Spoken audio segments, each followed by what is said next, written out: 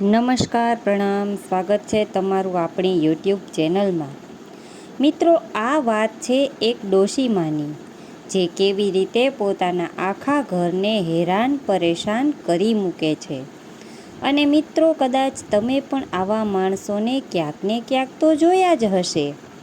તો મિત્રો, આ કહાની હૃદયસ્પર્શી કહાની છે. તો મિત્રો, તમને વિનંતી છે કે આ વિડીયોમાં અંત સુધી જોડાયેલા રહેજો. અને વિડીયો પસંદ આવે તો વિડીયોને લાઈક તેમજ શેર કરજો. અને તમે આવી જ અવનવી કહાની સાંભળવા માગતા હોય તો આ ચેનલને સબસ્ક્રાઈબ જરૂરથી કરી લેજો. તથા કોમેન્ટ બોક્સમાં સાચી શ્રદ્ધાથી હર હર મહાદેવ લખી દેજો, જેથી ભગવાન ભોલેનાથની કૃપા હંમેશા આપણા સૌ પર નિરંતર બની રહે. તો ચાલો શરૂ કરીએ આજની કહાની. ઘણા સમય પહેલાંની વાત છે. એક ગામમાં એક ડોશીમા રહેતા હતા. તેમને 2 દીકરાઓ હતા. તેમના દીકરાઓ પણ હવે ભણી ગણીને નોકરી કરવા લાગ્યા હતા. અને તેમના ઘરનું તમામ સંચાલન તે ડોશીમા પાસે હતું. બંને દીકરાઓ અને ડોશાની તમામ આવક ઘેર આવે એટલે તરત જ ડોશીમા સાપ દેડકો ગળે એમ આવકને ગળી જતા હતા. તેમના ઘરમાં રાખેલા ખખડધજ કબાટના બંને બારણાના નકુચામાં પરોવાઈને લટકતું હડમતાળું. આ વાત સાંભળીને તમને પણ નવાઈ લાગશે કે હડમતાળું વળી કેવું આવતું હશે. તો મિત્રો, જૂનવાણી અને પ્રમાણમાં મોટું તાળું હોય તેને હડમતાળું કહેવાય. આ હડમતાળાની ચાવી 24 કલાક ડોશીમાની કમરે ઝૂલતી. અને હવે તો તે ચાવીઓ પણ કટાઈ ગયેલી. એમાંય ક્યારેક ક્યારેક તો કેમેય કરીને હડમતાળું ખુલવા માટે પણ રીસાઈ જતું. ડોશીમા જેવી ગરઢી થઈ ગયેલી ચાવીઓને ડોશીમા વગર કેમેય કરીને ચાલતું નહીં. એટલે ડોશીમા કહેતા, આ મારું રોયું ખુલતું જ નથી. ઝટ ચંદુડાને કહીને નવું તાળું આણવું જોશે. ડોશીમા એમ બબડે એટલે બીકનું માર્યું હડમતાળું પણ તરત જ ખુલી જતું. આ હડમતાળું પણ ગજબનું હતું. એને ડોશીમાની ચાવીઓ સાવ ગમતી નહીં હોવાથી ડોસાએ સંઘરેલા એક લોખંડના વાડા સાથે એ હડમતાળો આડો સંબંધ બાંધી બેઠું. જ્યારે ડોશી આગી પાછી થઈ હોય ત્યારે ડોશો એ હડમતાળા સાથે હાથ મિલાવી લેતો.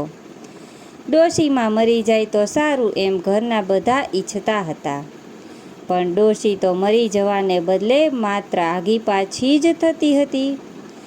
ત્યારે ડોશો તે તાળાની પાસે આવતો અને ખૂબ જ પ્રેમથી હડમતાળાને હાથમાં લઈને ચૂમતો. ત્યારે ખુશીનું માર્યું બાપડું એ તાળું પણ ખુલ્લું થઈ જતું. પછી એ ડોશો ખૂબ જ સહેલાઈથી જ્યારે પેલો વાળો હડમતાળાની અંદર પ્રવેશ કરતો ત્યારે ફટાક દઈને તે હડમતાળું ખુલી જતું. ત્યારબાદ ડોશીના હિસાબમાં બહુ મોટી ભૂલ ન આવે એ રીતે ડોશો હાથ ફેરો કરીને તાળાને પ્રેમથી બંધ કરી દેતા. કારણ કે એ તાળાને માત્ર ખોલવા માટેની જ ચાવીની જરૂર પડતી. બંધ કરવા માટે ચાવીની જરૂર ન હતી. ઘરમાં જરૂરી બધી વસ્તુઓની ખરીદી ડોશીમા જ કરતા અને એ પણ તેમની સોસાયટીના નાકે ચેલારામ મારવાડી કરિયાણાની દુકાન લઈને બેઠો હતો તેમની દુકાનેથી જ. એ ચેલારામના નામના જ રામનું નામ આવતું, પરંતુ તેના કામમાં તો તે બિલકુલ શકુનીની ઓલાદ હતો.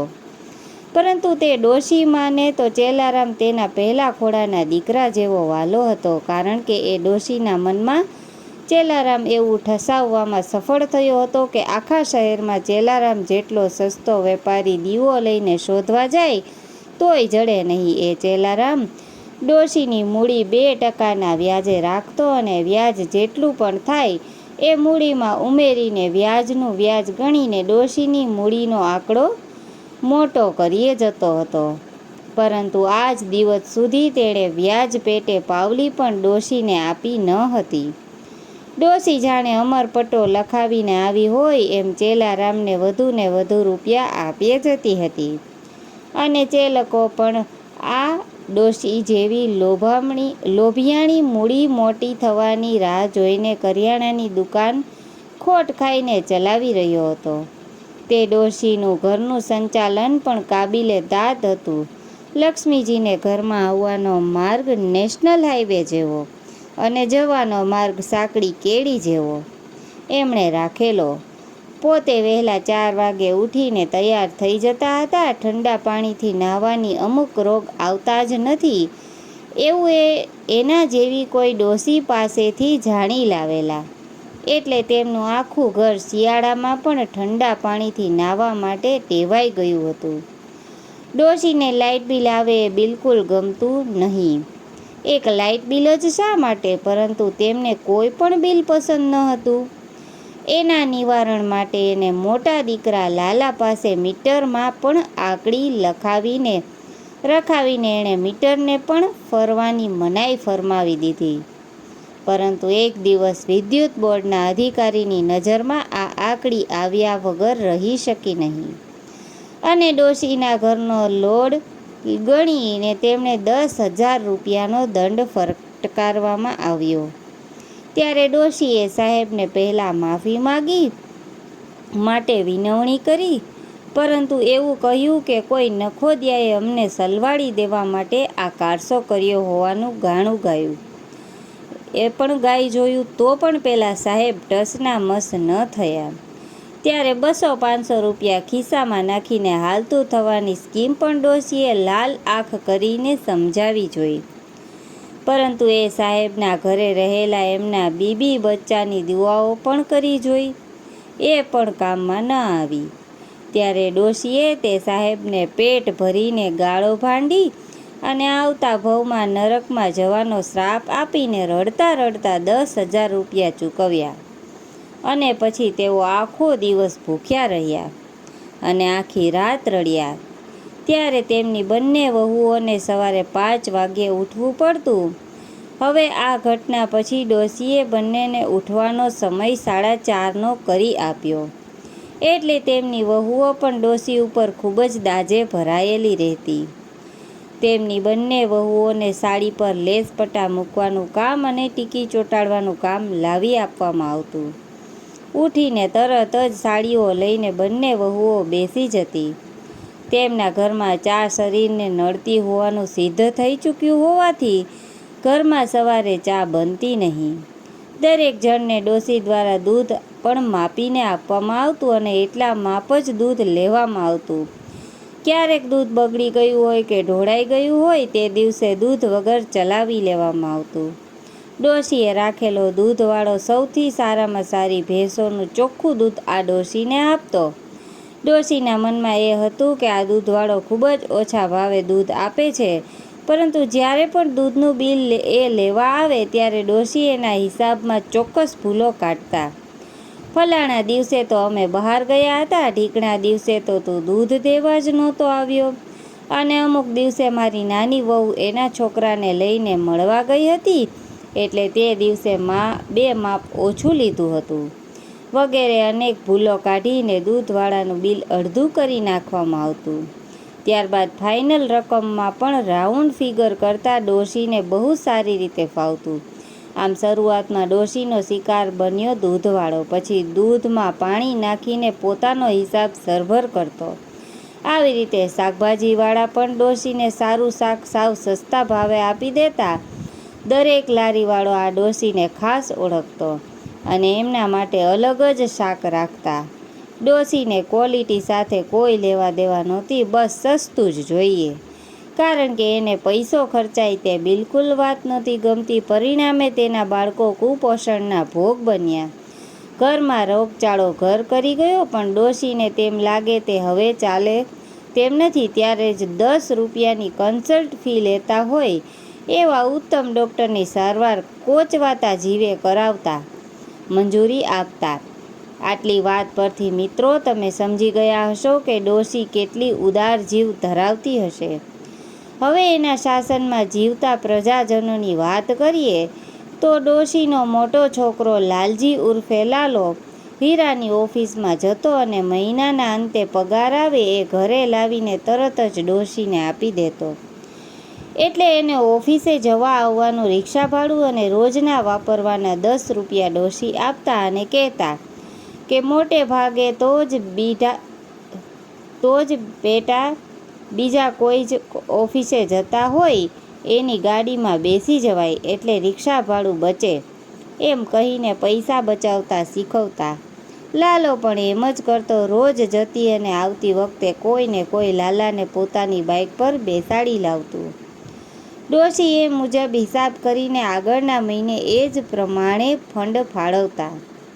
તેમની વહુને આ જરાય ગમતું નહીં. સવારથી ઉઠીને આખો દિવસ સાડી વર્ક અને ઘરનું કામ એ થાકીને લોથપોથ થઈ જતી અને પથારીમાં પડતા વેત તે ઘસઘસાટ ઊંઘવા માંડતી.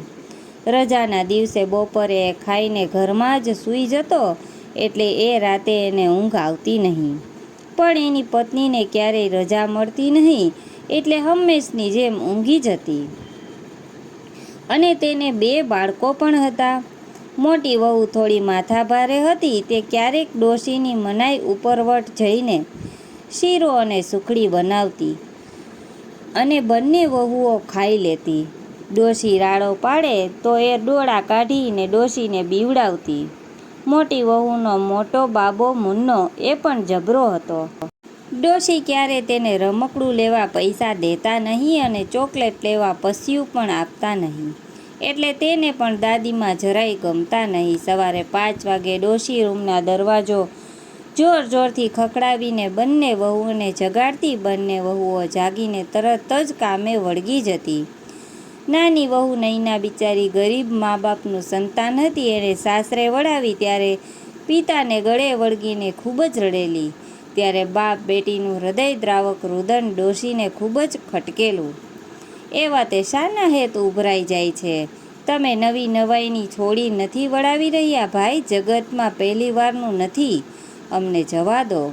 ત્યારે ડોશીની એ કટુ વાણીને કારણે નૈના તરત જ એના પિતાથી અળગી થઈ ગઈ હતી. પણ એના હૈયામાં ડોશીનો ખોફ એક ક્ષણથી જ બેસી ગયો હતો. સારા ઘરમાં દીકરી દીધી પણ સાસુ વઢકણી હોવાના ખ્યાલે એના પિતા દીકરીને ઘરે વારંવાર આંટો મારવા અને પોતાની દીકરીનું સુખ જોવા આવી ચડતા. પણ જે ઘરમાં ચા બનાવવા પર પ્રતિબંધ હોય ત્યાં વારંવાર આવતા વેવાય અને એ પણ દીકરીના ગરીબ બાપનું માન કેવી રીતે જળવાય? દીકરીનું બહુ દાજતું હોય તો તમારી દીકરીને લઈ જાઓ પાછી વેવાય. બાકી આમ વારે ઘડીએ દીકરીના ખબર લેવા આવી પહોંચો છો તો અમને જરીકે વાત ગમતી નથી. સમજ્યા? ડોશીના આ પ્રતિબંધ પછી પણ એ દીકરીનો બાપ પોતાના ઘરે કંઈ પણ સારી વસ્તુ બનાવી હોય તો ખાસ પોતાની દીકરી માટે ઊભા આપી જતો અને પાણી પીવા પણ રોકાતો નહીં.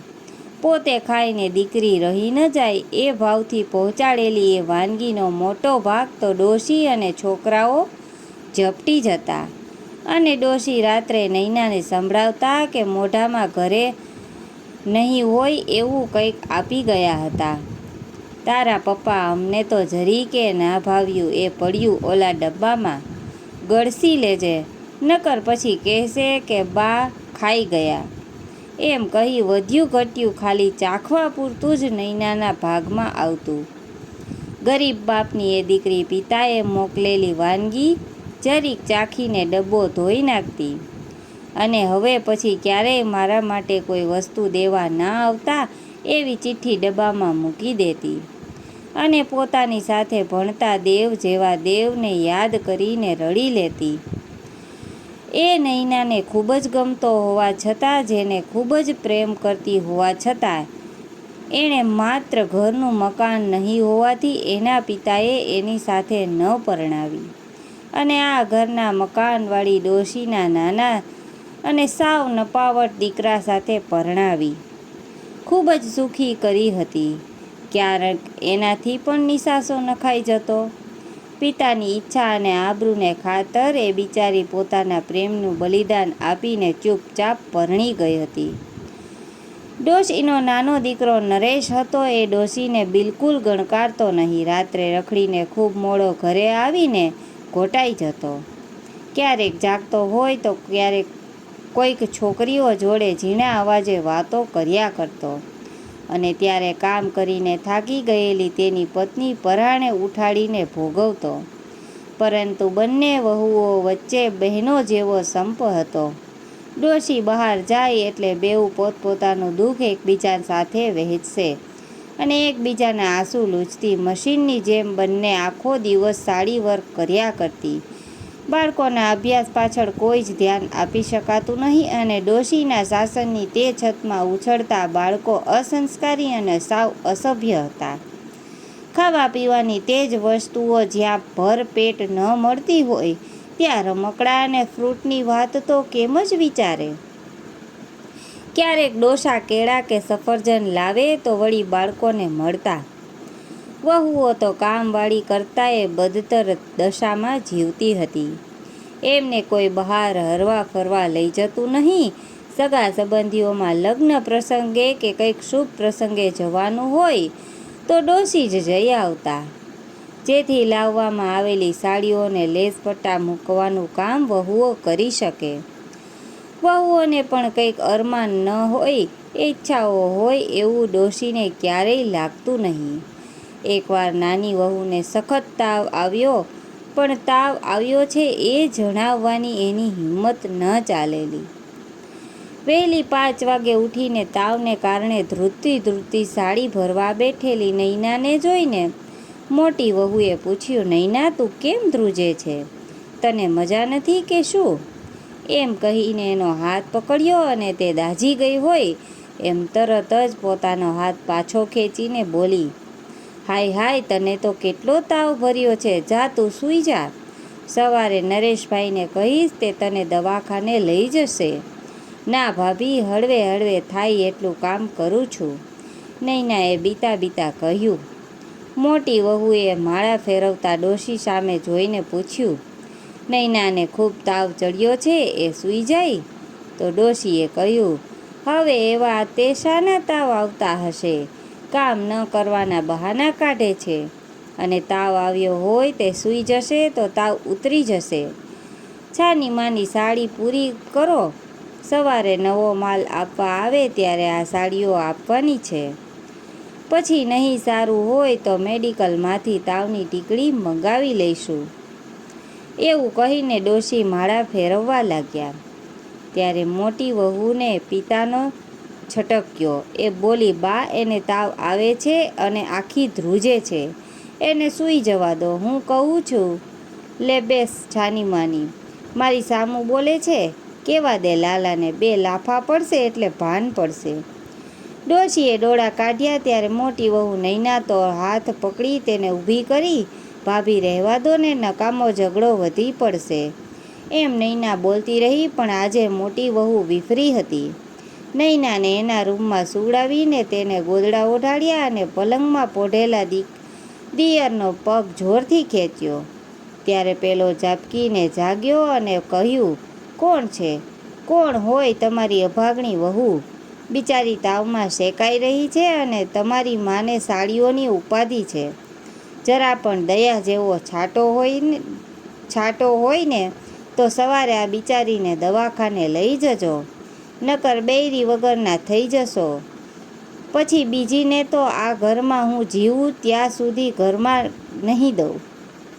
પછી રહેજો આખી જિંદગી વાંઢા. ત્યારે આંખો ચોળતો નરેશ કંઈ કહે એ પહેલાં એ બહાર જઈને સાડીઓનો ગોટો વાળીને પોતાના રૂમમાં જઈને સૂઈ ગઈ. ડોશી મોટી વહુનું રૌદ્ર સ્વરૂપ જોઈને ડઘાઈ ગઈ.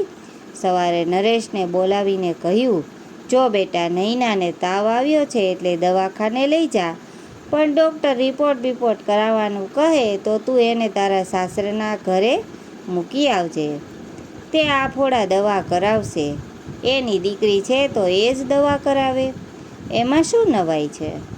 અને સાથે પેલો કૈયાગ્રો દીકરો નૈનાને સસુરના ગ્રહે મૂકી આવ્યો. પોતાના કાળજાના ટુકડા જેવી દીકરીને જોઈને તેનો બાપ રાજી રાજી થઈ ગયો. પણ જ્યારે એણે જાણ્યું કે દીકરી તો તાવમાં તરફડે છે, ત્યારે તરત જ તેને હોસ્પિટલે લઈ ગયો. ત્યારે તેને ટાઇફોઇડનું નિદાન થયું અને 1 મહિનો સંપૂર્ણ આરામ કરવાની સલાહ આપવામાં આવી. કારખાનાના શેઠ પાસેથી 10,000 રૂપિયા લઈ તેણે પોતાની દીકરીની સારવાર શરૂ કરાવી. પણ 1 મહિનો આરામ કરાવવા માટે એની સાસુની પરવાનગી લેવી જરૂરી હતી. તો ડોશીએ કહ્યું, દાતર તો સાવ ખોટી ના, આ તો કેટલાય ટાઈમથી મળવા નહોતી મોકલી, એટલે કીધું કે 2 દિવસ ભલે જાતી, પણ જઈને માંદી પડી અહીંયા હોત તો મોટા દવાખાને લઈ જાત, તો તેને તરત સારું થઈ જાત. પણ હવે જે થયું એ દવા સરખી કરાવજો અને રિપોર્ટ કઢાવી લેજો, આમાં ચીકણાઈ ના કરતા. ડોશીએ ગરીબ વેવાઈને રજા આપીને ઉપકાર કર્યો અને આવી પડેલા ખર્ચને બારોબાર પતાવી નાખ્યું. છતાં 1 મહિના સુધી સાડીઓ ઓછી ભરાશે એનો રંજ તો એને થયો જ. તેના ગરીબ બાપાએ કહ્યું, હા એ કાંઈ કહેવાનું હોય, મારી દીકરીની દવા કરાવવામાં હું થોડો પાછો પડું. કેમ, બરાબર ને વેવાઈ? વેવાઈએ બીડીનું ઠૂઠું સૂચતા ડોસા સામું જોઈને કહ્યું અને વેવાઈ ચાલ્યા ગયા. એ દિવસે બપોરે ડોશી જ્યારે સૂઈ ગયા ત્યારે ડોસાએ પેલો વાળો લઈને કબાટના બારણે લટકતા હડમતાળાને ખોલતા હતા. એ તેની મોટી વહુએ નજરો-નજર જોયું અને તે વિચારવા લાગી કે સસરાજી હાથ ફેરો કરી રહ્યા છે. ત્યારે એણે તેને ચૂપ રહેવાની સંજ્ઞા કરી. આવી રીતે ઘણીવાર ડોશીની માયામૂડી પર હાથ ફેરો કરીને બંને વહુઓને ડોસો પૈસા આપતા અને તેઓ જ્યારે સાડીઓ લેવા મૂકવા જાય ત્યારે બંને વહુઓ એમને ભાવતા નાસ્તા પાણીની મોજ ઉડાડતી. ક્યારેક મનગમતી ચીજ વસ્તુઓ પણ ખરીદી લાવતી અને ડોસા નૈનાની દવા સારું એટલું હળવેથી બોલીને ચાલ્યા ગયેલા. સસરાને મનોમન વંદન કરીને એ સાડી ભરવા બેસી ગઈ. સાંજે 5 લીલા નાળિયેરના ત્રોફા, 2 કિલો સફરજન, ચીકુ, પપૈયા વગેરે ફળોનો ટોપલો મજૂર પાસે ઉપડાવીને ડોસો તેના વેવાઈના ઘરે પોતાની નાની વહુની ખબર લેવા પહોંચી ગયા. ત્યારે તેના વેવાઈના હાથમાં 10,000નું બંડલ પકડાવીને ડોસો બોલ્યો, તમારા વેવાણ થોડા કડવા સ્વભાવના છે, એના બોલ્યા સામું ના જોશો. એણે પૈસા અને ફળ આપવા માટે મને પરાણે મોકલ્યો છે. એની જબાન કડવી છે પણ પોતે બહુ મીઠી છે.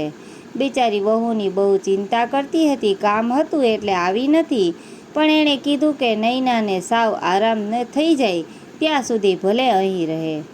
ડોસા પણ પોતાની પત્નીની લાજ રાખવા જૂઠું બોલતા હતા. ત્યારે નૈનાને તો પોતાના સસરાના પગ પકડી લેવાનું મન થયું. બીજા દિવસે ઘરમાં હુલ્લડ ફાટી નીકળ્યું.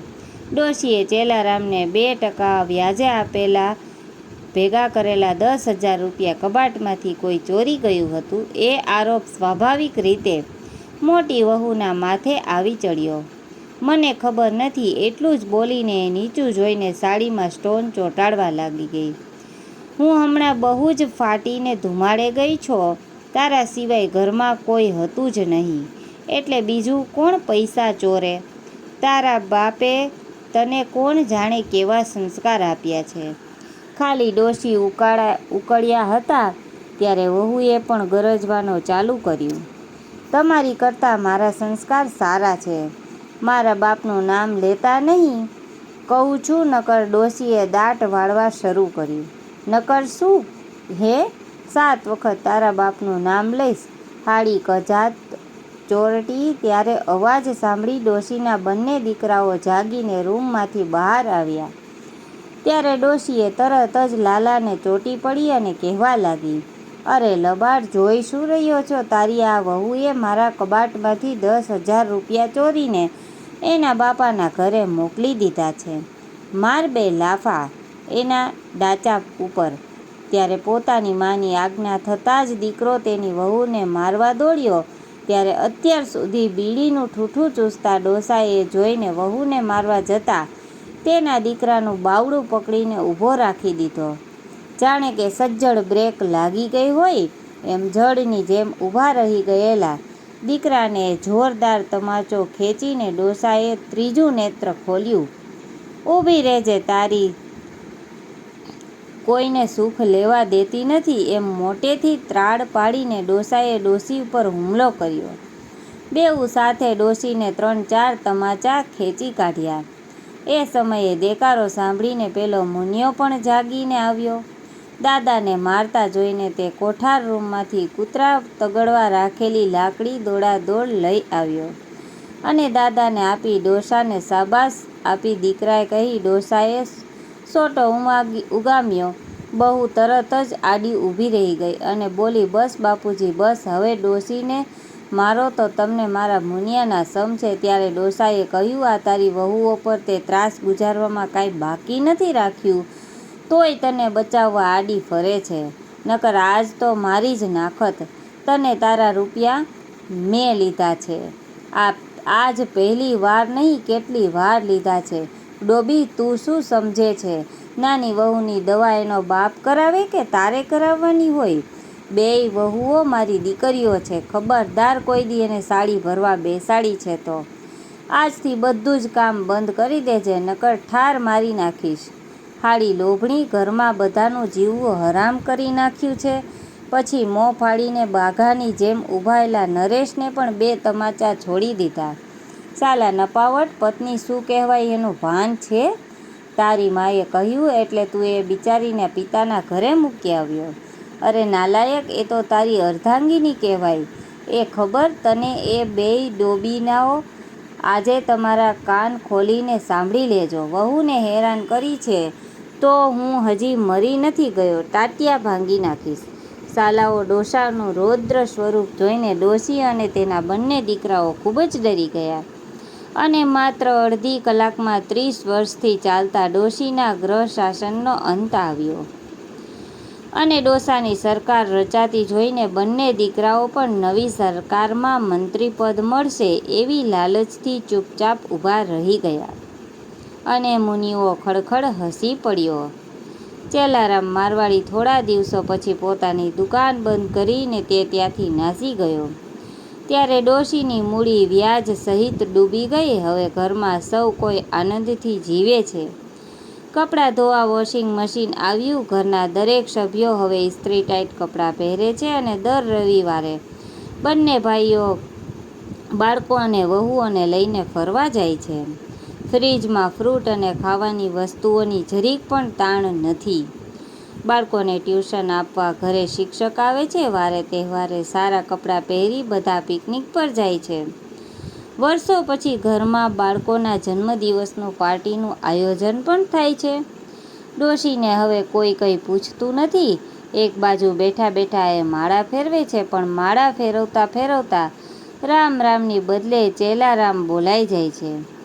ક્યારેક તો મિત્રો, વિડીયો ગમ્યો હોય તો લાઈક શેર કરજો. આવા જ વિડીયો જોવા માટે આ ચેનલને અત્યારે જ સબસ્ક્રાઈબ કરો. તો ચાલો મિત્રો, હવે મળીશું એક નવી કહાની સાથે. ત્યાં સુધી તમામ મિત્રોને જય શ્રી કૃષ્ણ, રાધે રાધે, હર હર મહાદેવ.